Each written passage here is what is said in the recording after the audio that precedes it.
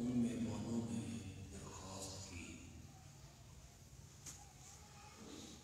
کہ آج آپ ہمیں مسئلہ توحید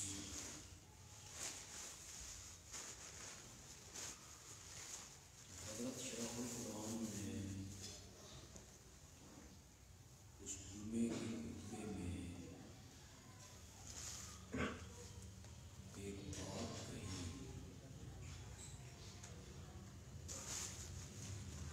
بڑی گہرائی کی بات فرمایا، یہ مسئلہ ایک گھنٹے یا 2 گھنٹوں کا نہیں، اس کے بیان کے لیے 950 سال چاہیے۔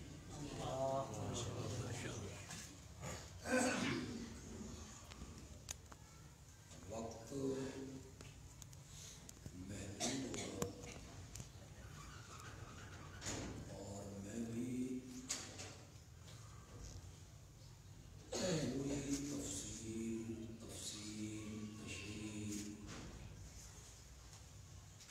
نہیں کروں گا،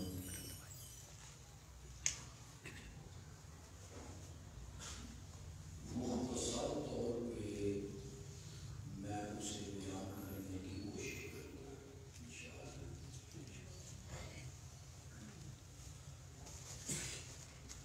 سب سے پہلے اس مسئلے کی جو اہمیت ہے اس پر 1-2 باتیں کر لیتے ہیں۔ اہمیت کا احساس ہوگا، پھر اس کے سمجھنے کی طرف توجہ زیادہ ہوگی۔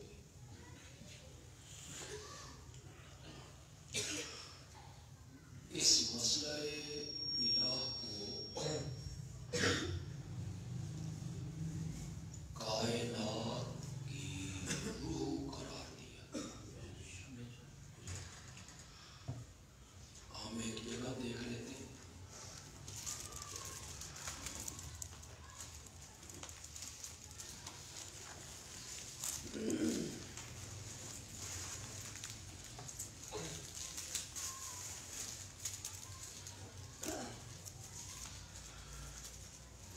یہ صفحہ نمبر ہے 241۔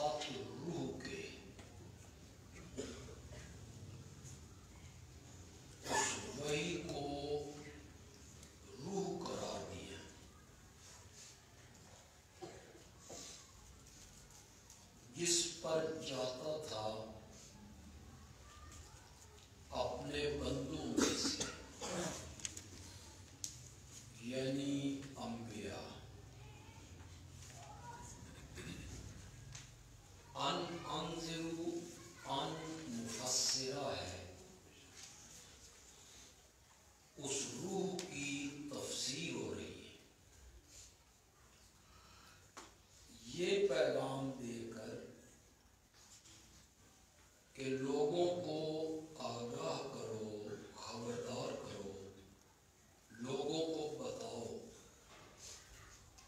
لا الہ الا انا، میرے سوا کوئی بھی الہ نہیں، فاتقون، پس مجھ ہی سے ڈرو۔ اس مسئلہ الہ کو پوری کائنات کی اللہ نے روح قرار دی ہے۔ ایک اور جگہ اس سلسلے میں دیکھتے ہیں، سورت آل عمران ہے،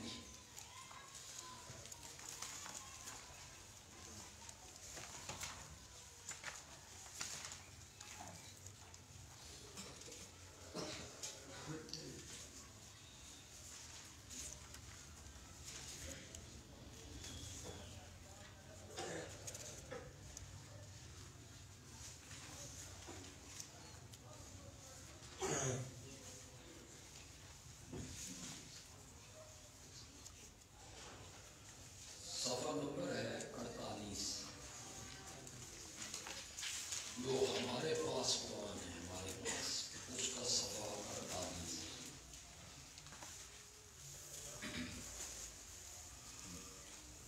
یہ عربی کا چار ذرا شاید کچھ لوگوں کو علم نہ ہو، یہ عربی کا چار اس طرح لکھا جاتا ہے جس طرح اردو کا تین ہو، اس کو الٹ دیں۔ سورت کا نام ہے آل عمران،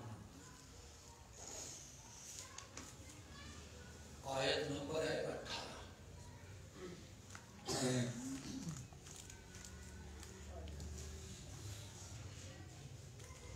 شاہد اللہ انہ لا الہ الا ہو والملائکۃ وَأُولُو العلم قائما بالقسط لا الہ الا هو العزیز الحکیم۔ شاہدہ کا معنی ہے بیانہ، امام بخاری نے بیان کیا، شاہدہ بیانہ، شاہدہ کا معنی ہوگا اللہ نے گواہی دی، تو معنی کریں کہ اللہ نے بیان کیا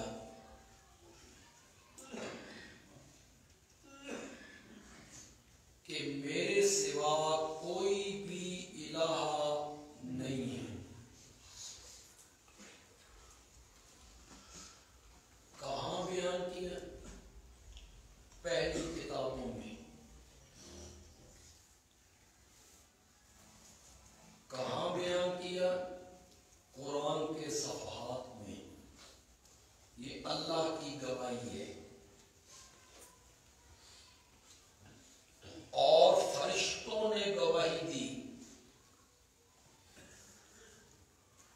جن فرشتوں کے اذکار توحید سے لبریز ہیں۔ وَأُولُو العلم،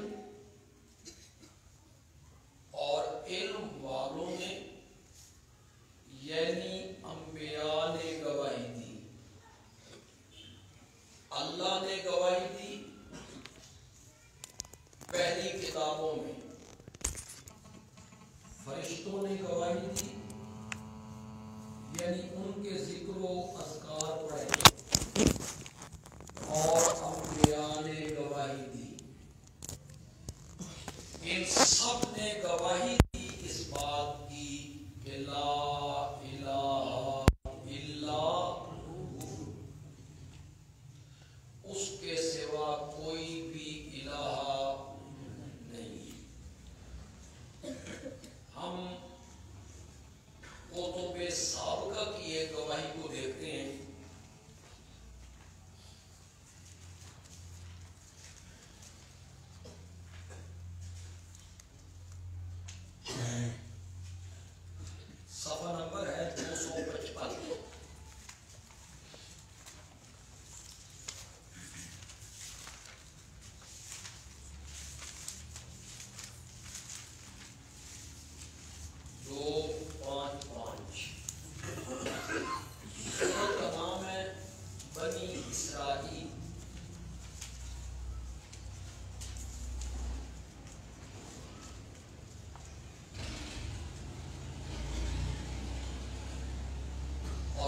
بنی اسرائیل کی دوسری آیت ہے.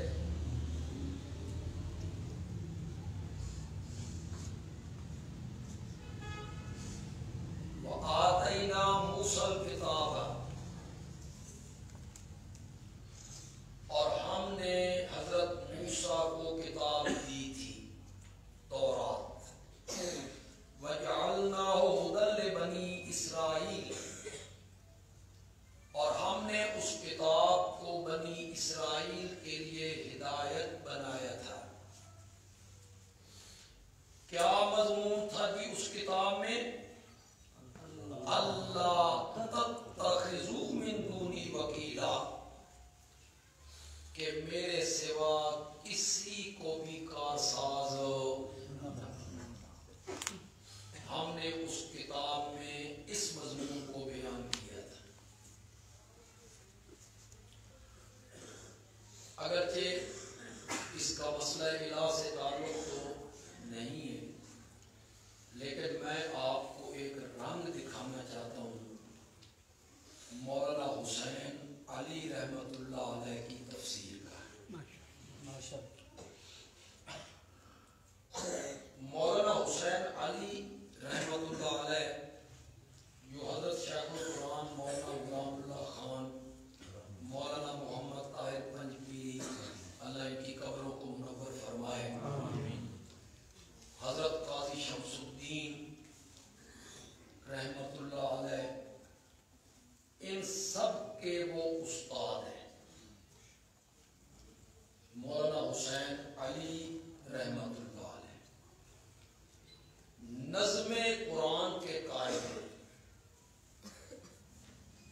مولانا حسین علی رحمت اللہ علیہ اس بات کے قائل ہیں کہ قرآن کی ہر سورت کا دوسری سورت سے ایک تعلق ہے، اور ہر آیت کا دوسری آیت سے تعلق ہے.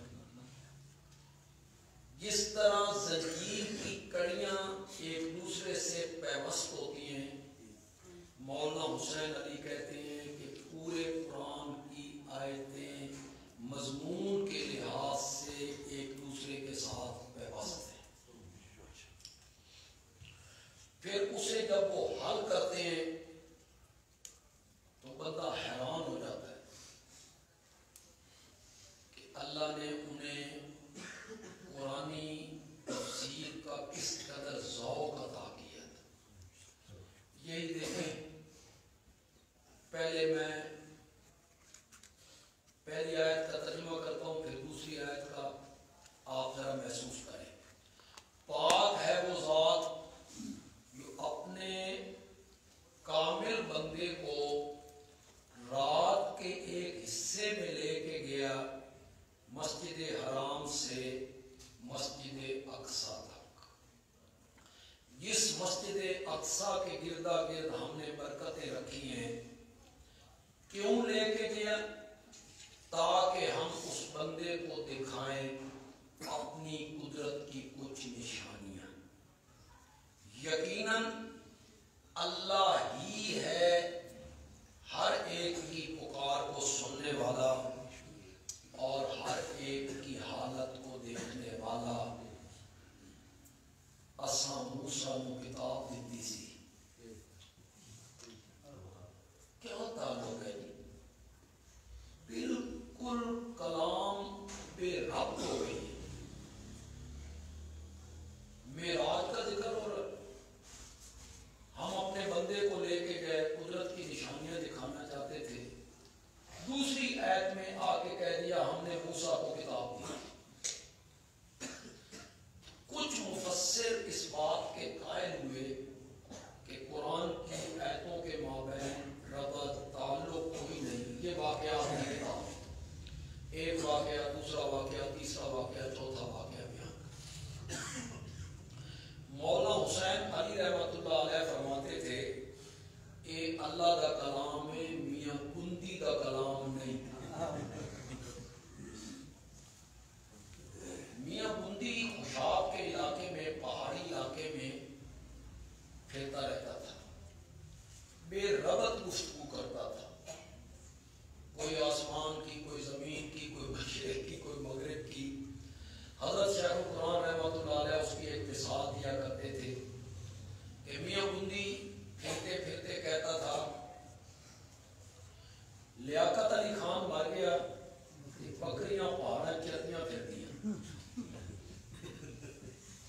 لیاقت علی خان کے مرنے سے بکریوں کے چرنے کا کیا تھا؟ تو اس طرح گفتگو کرتا تھا. حضرت صاحب کہا کرتے تھے اللہ کی کتاب ہے، میاں بدھی کا کلام نہیں. تو یہاں تو بڑی عجیب موزے کا خیز حالت بن گئی ہے. معراج کا ذکر کرتے کرتے دوسری آیت میں اللہ کہتے ہیں ہم نے موسیٰ کو کتاب دی تھی. تو یہاں مفسر حیران ہو گئے کہ کیا ربط ہے، کیا تعلق ہے.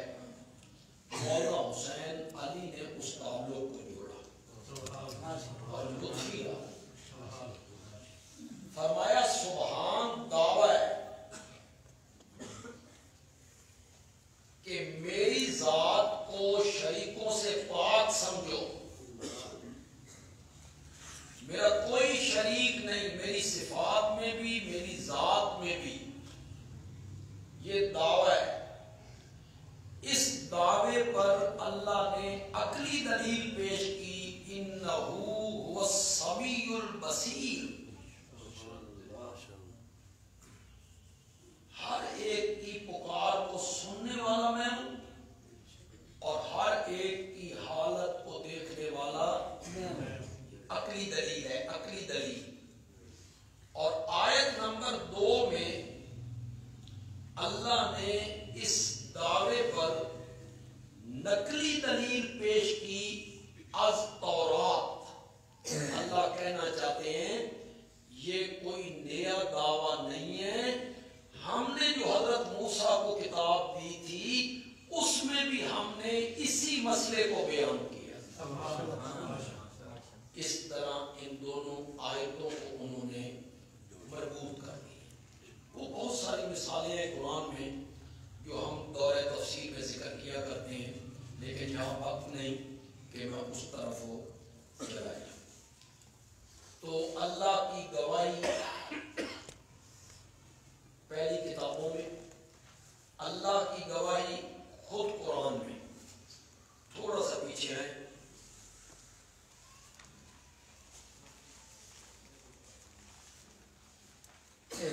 صفحہ نمبر ہے 200.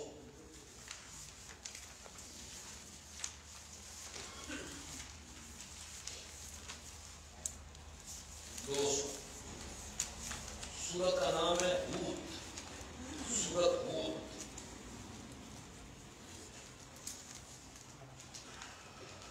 الف لام را کتاب احکمت آیاتہ ثم فصلت من لدن حکیم خبیر. کتاب یہ مشان کتاب ہے، احکمت آیات